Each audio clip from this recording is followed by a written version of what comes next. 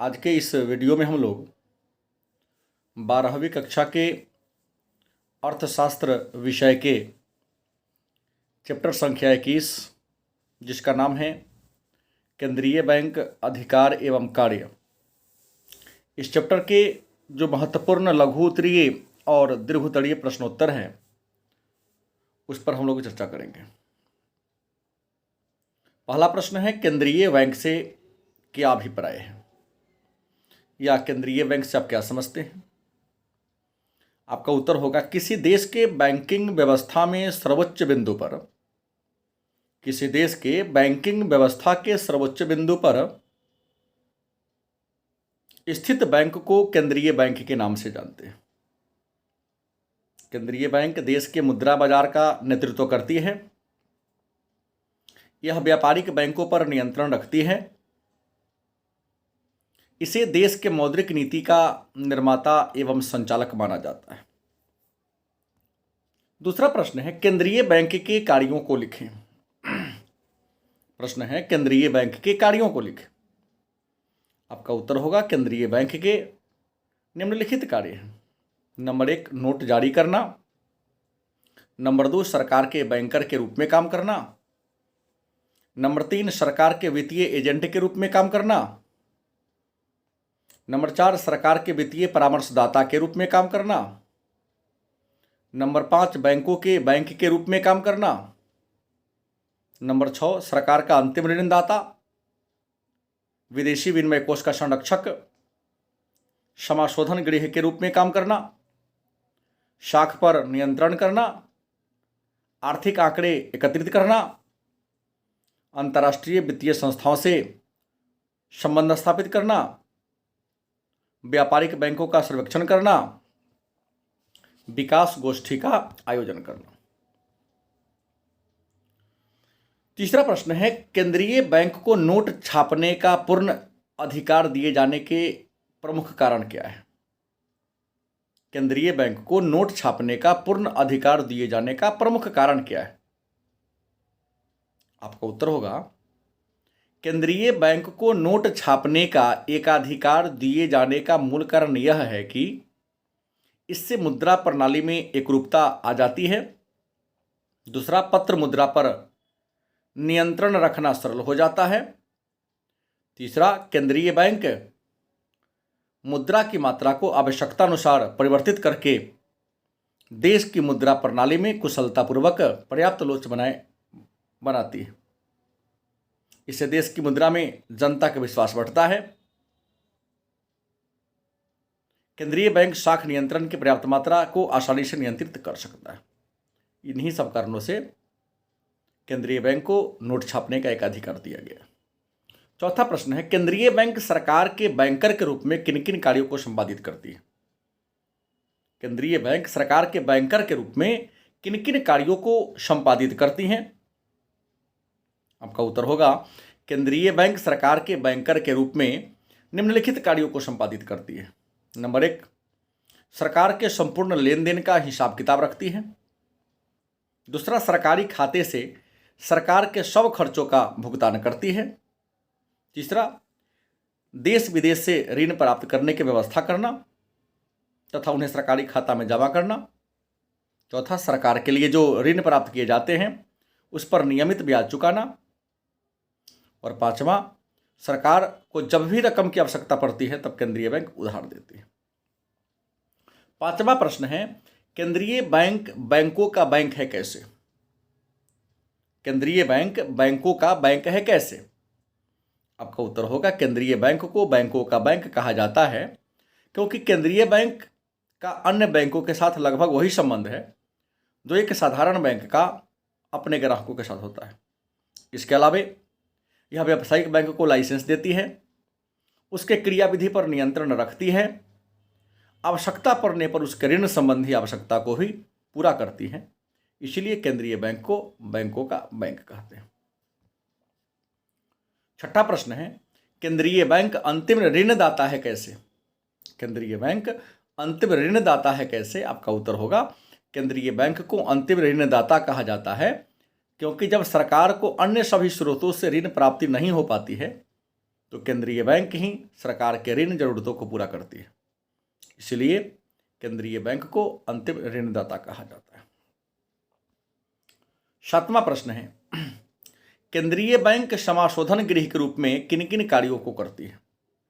केंद्रीय बैंक समाशोधन गृह के रूप में किन किन कार्यों को करती है? आपका उत्तर होगा, केंद्रीय बैंक समाशोधन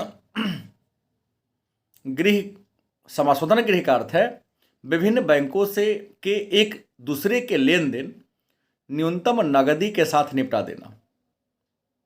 समाशोधन गृह के रूप में निम्नलिखित कार्य करती हैं। पारस्परिक लेन देन का निपटान, कम ही मुद्रा में बैंकों के पारस्परिक संबंध बताते जाते हैं, इससे केंद्रीय बैंक को व्यापारिक बैंकों की स्थिति का पता चलता है। 8वां प्रश्न है, केंद्रीय बैंक के विकासात्मक कार्यों को लिखें।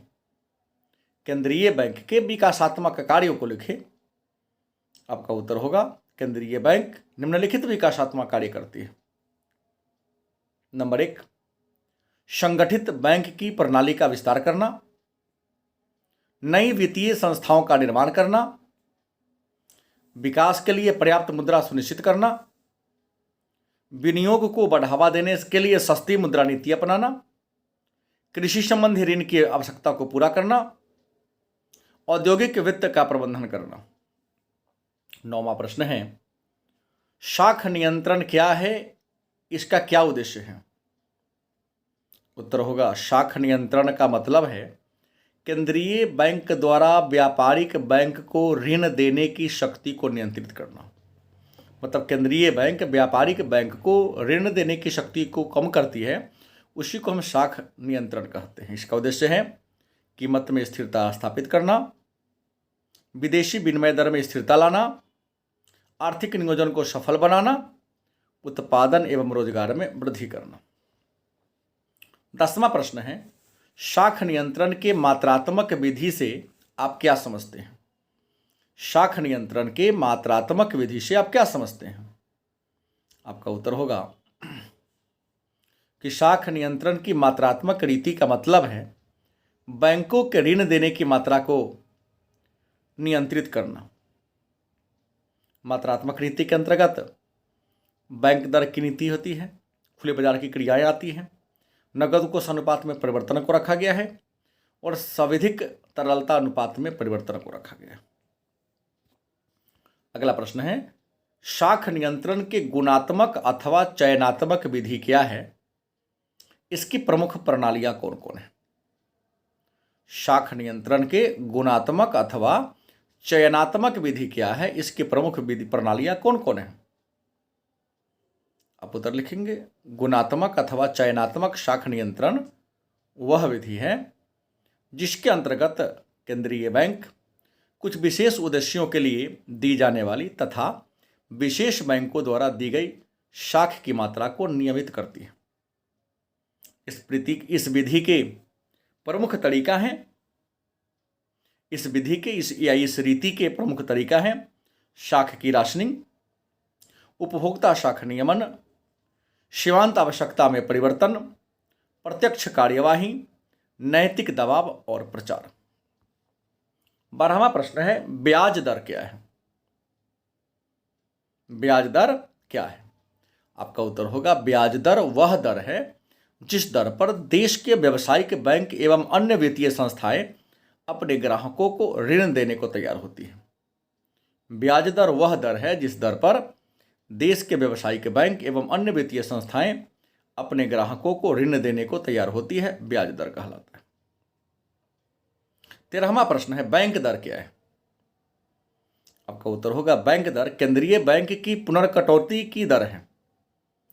मतलब जिस दर पर केंद्रीय बैंक प्रथम श्रेणी के विनिमय बिल पर पुनर्कटौती करने एवं व्यापारिक बैंकों को ऋण देने को तैयार होती है, उसे ही बैंक दर कहते हैं। दूसरे शब्दों में, केंद्रीय बैंक जिस दर पर व्यापारिक बैंकों को ऋण देती है, आसान शब्दों में लिख सकते हैं इसको आप, केंद्रीय बैंक जिस दर पर व्यापारिक बैंकों को ऋण देती है उसको हम बैंक दर के नाम से जानते हैं।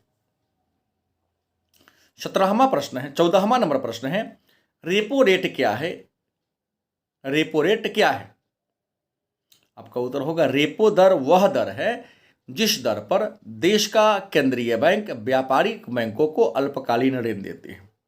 मतलब देश का केंद्रीय बैंक व्यापारिक बैंकों को अल्पकालीन ऋण जिस दर पर उपलब्ध कराती है उसी दर को हम रेपो रेट के नाम से जानते हैं। 15वां प्रश्न है रिवर्स रेपो रेट क्या है? आपका उत्तर होगा रिवर्स रेपो दर वह दर है जिस दर पर व्यापारिक बैंक अपने आधिक्य कोषों को देश के केंद्रीय बैंक के पास जमा करके लाभ अर्जित करती है। अर्थात व्यापारिक बैंकों का जो धनराशि केंद्रीय बैंक के पास जमा होता है उस धनराशि पर केंद्रीय बैंक व्यापारिक बैंकों को ब्याज देती है, उसे ही रिवर्स रेपो रेट के नाम से जानते हैं। 16वां प्रश्न है खुले बाजार की क्रिया से आप क्या समझते हैं? खुले बाजार की क्रिया से आप क्या समझते हैं? आपका उत्तर होगा केंद्रीय बैंक के द्वारा मुद्रा बाजार एवं पूंजी बाजार में सरकारी तथा अन्य अनुमोदित प्रतिभूतियों को खरीदना एवं बेचना खुले बाजार की क्रिया कहलाता है। केंद्रीय बैंक द्वारा मुद्रा बाजार एवं पूंजी बाजार में सरकारी तथा अन्य अनुमोदित प्रतिभूतियों को खरीदना एवं बेचना खुले बाजार की क्रिया कहलाता है। और अंतिम प्रश्न है नगद कोष अनुपात। नगद कोष अनुपात मतलब CRR, नगद कोष अनुपात तथा सांविधिक तरलता अनुपात में क्या अंतर है? आपका उत्तर होगा नगद कोष अनुपात वह धनराशि है या नगद कोष अनुपात वह धन है जिसे व्यापारिक बैंक केंद्रीय बैंक के पास जमा करती है, जबकि सांविधिक तरलता अनुपात वह धनराशि है जिसे व्यापारिक बैंक अपने पास नगद के रूप में रखती है। ये रहा अर्थशास्त्र चैप्टर संख्या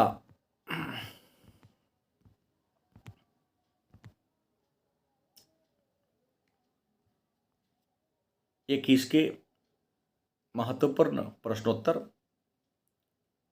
आज के क्लास में इतना ही। धन्यवाद।